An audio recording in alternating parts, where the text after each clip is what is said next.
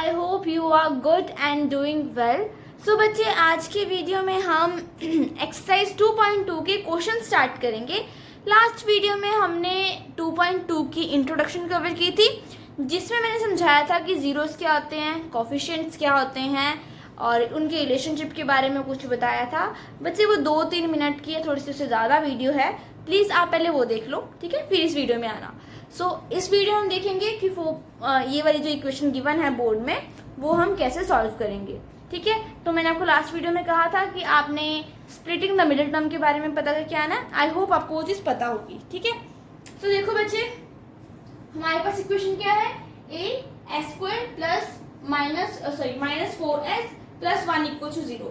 So according to by comparing this equation with general term, जो हमारे पास क्या होती है, ax² plus bx plus c, उसके अकॉर्डिंग अगर मैं इसको कंपेयर करूं तो हमारे पास a की वैल्यू कितनी आ जाएगी,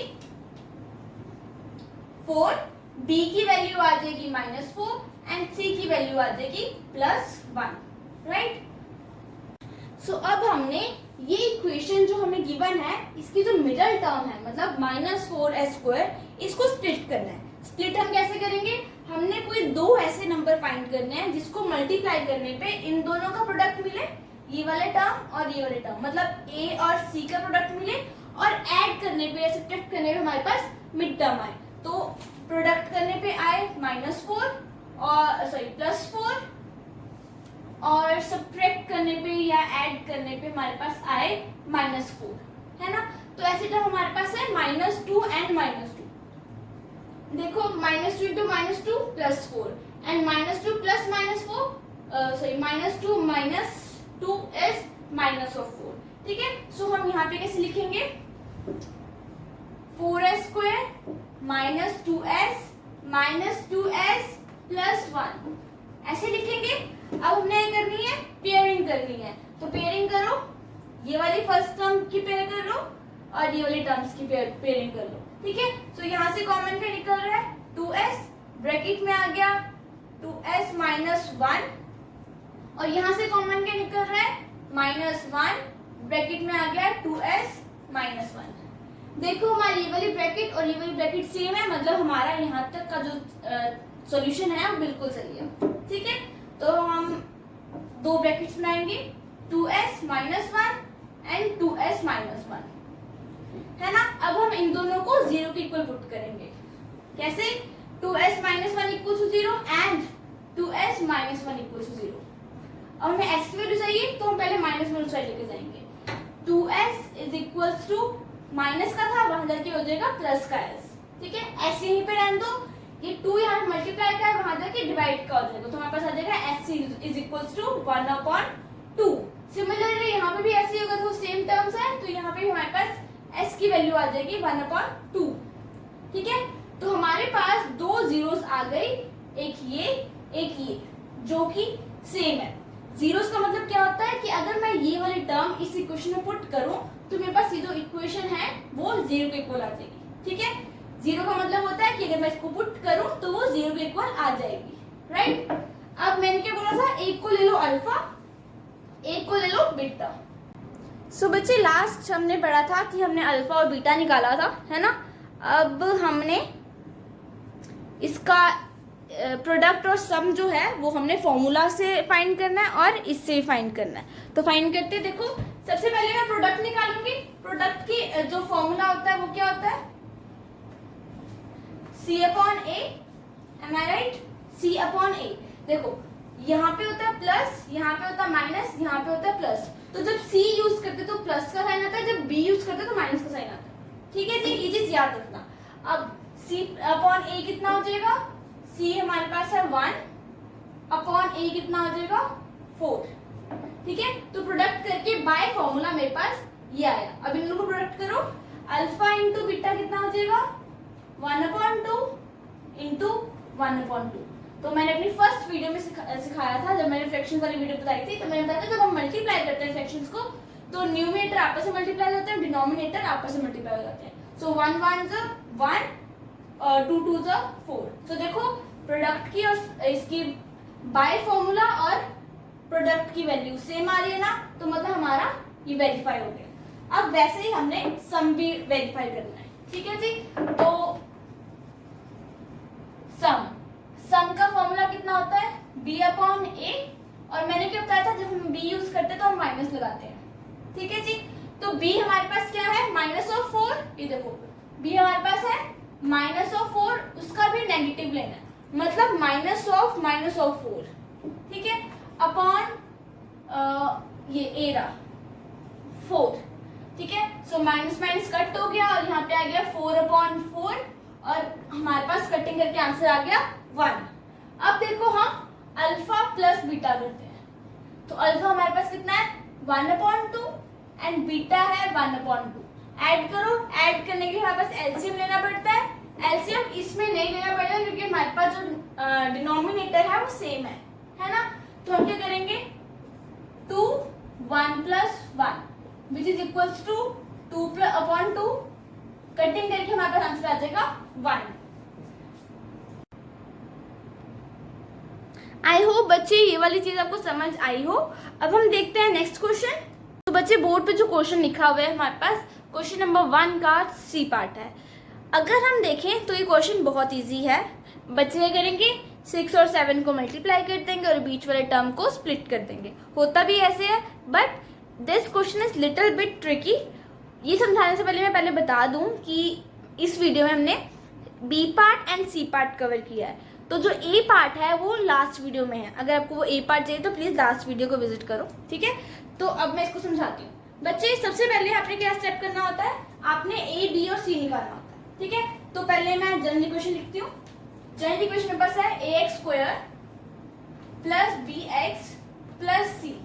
अब देखो x के आगे क्या है मेरे पास 6, तो a की वैल्यू कितनी आ जाएगी 6, ठीक है।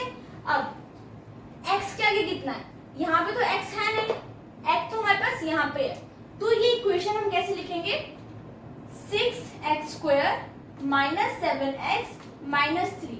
ये जो इक्वेशन है ये ऐसे सॉल्व नहीं होगी, इसको इस फॉर्म में कन्वर्ट करके हमें फिर सॉल्व करना पड़ेगा, ठीक है। तो इस चीज का हमने ध्यान रखना है। तो अब देखो a की वैल्यू हमारे पास आ गई 6, b की वैल्यू देखो, b की वैल्यू कितनी होगी -7 एंड c की वैल्यू कितनी होगी -3, ठीक है जी। सो बच्चे अब हमने ये जो इक्वेशन आपको यहाँ पे गिवन है, ये वाली इक्वेशन जो है इसका हमने स्प्लिटिंग द मिडल टर्म करनी है। मिड टर्म कौन सी है, ये जो बीच में 7x है ना, ये है मिड टर्म, है ना। तो अब हम स्प्लिटिंग द मिडल टर्म कैसे करते हैं, फर्स्ट एंड लास्ट टर्म को मल्टीप्लाई करते हैं। तो देखो 6 × -3 -18 है, एंड सम और सब्ट्रैक्ट करके हमारे पास -7 आना चाहिए। मतलब जो बीच में टर्म आएगी उसको, वो जो 2 टर्म्स आएगी उसको मल्टीप्लाई करके हमारे पास -18 x² भी बोल सकते हो आप, x² होना चाहिए, और सम करके हमारे पास -7x होना चाहिए, राइट। अब ऐसे कौन सी 2 टर्म्स है, तो इसको स्प्लिट करो, 18 9 3 3 3 एंड 1। तो देखो 3 × 3 6, एक फैक्टोरियल बन रहा है 3 6, सो 3 6 = 18, बट 3 को अगर मैं 6 से ऐड करूंगी तो मेरे पास 9 बन जाएगा, और 3 को 6 से माइनस करूंगी तो मेरे पास 3 बन जाएगा, ठीक है। अब ये देखो 9 and 2 9s are 18 and 9 - 2 is 7, but मेरे को -7 चाहिए, तो बड़े के साथ मेरे को नेगेटिव साइन लगाना पड़ेगा। मतलब यहाँ पे मेरे पास नेगेटिव साइन लगेगा, मेरे पास वेक्टर क्या आ गया -9 एंड 2, ठीक है जी। सो अब हम ये -9 एंड 2 हम उस इक्वेशन में पुट करेंगे। कैसे पुट करते हैं, देखो 6x² एज इट इज और -3 एज इट इज, बीच में हमने -7 लाना है, तो यहाँ पे हो जाएगा -9x + 2, ये देखो सॉरी 2x, ये देखो इन दोनों को मैं देखो माइनस प्लस माइनस 9 - 2 7, और बड़े से नेगेटिव साइन, तो यहाँ पे नेगेटिव साइन, इनको सब्ट्रैक्ट या ऐड करने से मेरे पास ये नंबर आना चाहिए, ठीक है जी। हम उस तरह से इसको स्प्लिट करेंगे। अब हमने क्या करना है, इसके फैक्टर्स निकालने हैं। तो फैक्टर्स कैसे निकलेंगे, इन दोनों, ये 2 टर्म चलो, ये 2 टर्म चलो, ठीक है। तो देखो यहाँ से कॉमन निकल रहा है 3x, यहाँ पे रह गया 2x - 3, यहाँ पे कुछ कॉमन निकल रहा है, मतलब 1 आ रहा है, ब्रैकेट में रह गया 2x - 3, देखो सपोज यहाँ पे प्लस का साइन होता है ना, तो हमें नेगेटिव चाहिए, तो हम यहाँ से -1 कॉमन लेते। ये ट्रिक होती है कि अगर हमें ब्रैकेट सेम चाहिए जैसे मर्जी, बाय होप कैन ट्रुक हमें ब्रैकेट सेम चाहिए, तो हमें यहाँ पे नेगेटिव साइन लेना पड़ेगा। आई होप ये चीज आपको पता होगी, हमने 8th में बहुत से पढ़ा है ये चीज। देखो अब हमने ये करना है, हमारे पास ब्रैकेट आ गए 3x + 1 एंड 2x - 3, इसको 0 के इक्वल पुट करो। मेरे पास एक आ गई 3x + 1 = 0 and 2x - 3 = 0। So x की वैल्यू यहाँ से कितनी आ जाएगी -1/3। आई होप ये चीज आपको समझ आ गई है। एंड यहाँ से x की वैल्यू आ जाएगी 3/2। तो मेरे पास इस इक्वेशन के 2 zeros आ गए। अब वेरीफाई करना शुरू करें। अच्छा बच्चे, आपके माइंड में ना ये डाउट होगा कि हम अल्फा बीटा क्यों ले रहे हैं, हम x क्यों नहीं ले रहे। अल्फा बीटा हम इसलिए ले रहे हैं सो दैट हम अल्फा और बीटा 2 रूट्स है ना, उनको डिफ्रेंशिएट कर सकें। हम x 2 रूट्स हैं, बट x तो एक ही है ना, तो हम उसको डिफ्रेंशिएट नहीं कर पा रहे, इसलिए हम अल्फा बीटा ले रहे हैं। आप x y भी ले सकते हैं, बट x ना ही लो तो अच्छा है, ठीक है। अल्फा बीटा आपकी टेक्स्ट बुक में दिया है, इसलिए मैं अल्फा बीटा करवा रही हूँ, ठीक है जी। आई होप ये चीज़ क्लियर होगी। अब देखो बच्चे, जो हमारे पास x की वैल्यू आई थी वो हमने अल्फा बीटा की फॉर्म में लिख दी है ना।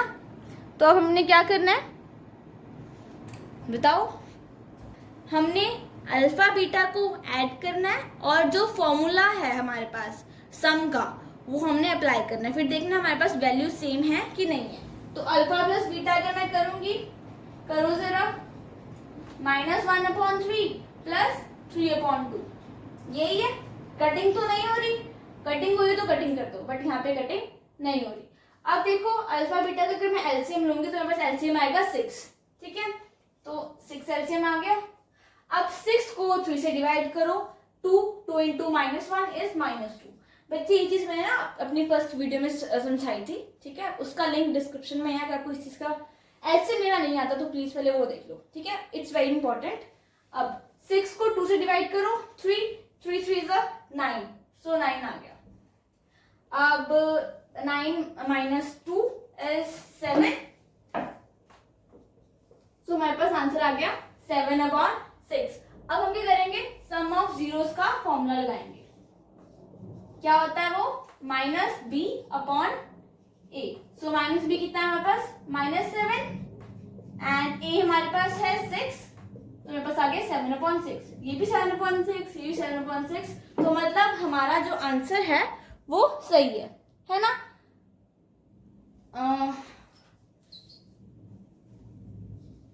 ये सम है, ठीक है। अब हम क्या करेंगे, प्रोडक्ट करेंगे, तो अल्फा इंटू बीटा कितना हो जाएगा, -1/3 × 3/2, सो -3/6। कटिंग कर दो, -1/2। अल्फा इंटू बीटा की वैल्यू हमारे पास c आ गई। अब हम क्या करेंगे, फॉर्मूला लगाएंगे। So product of zeros